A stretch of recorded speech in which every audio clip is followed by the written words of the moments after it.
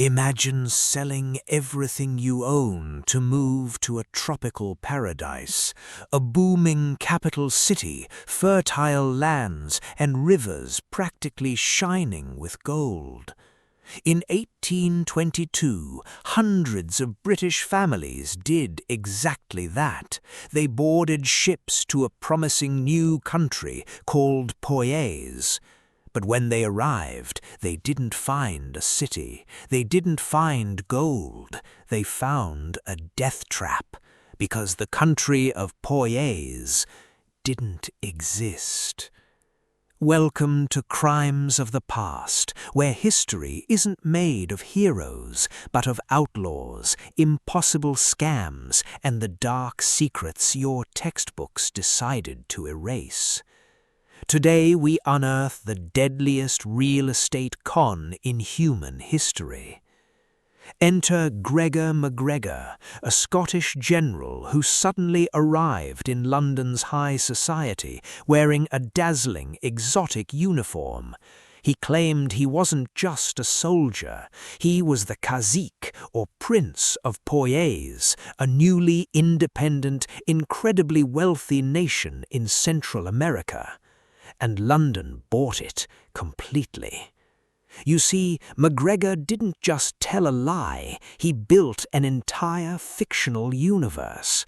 To make Poyais look real, he printed official Poyaisian currency, he composed a national anthem, he even published a 350-page guidebook detailing the capital's grand opera house, its friendly natives, and a democratic parliament. He opened an official embassy in London and started selling the dream. He sold land certificates, government bonds, and high-ranking military titles to eager aristocrats and desperate workers. In a matter of months, MacGregor raised the modern equivalent of billions of dollars. But to keep the illusion alive, he had to take the ultimate risk. He had to actually send people there. In late 1822, 2 ships packed with over 250 hopeful settlers sailed across the Atlantic. They were dressed in official Poyaisian military uniforms, holding fake money, ready to start their new lives. But when they finally anchored off the coast of Honduras, reality hit them like a brick.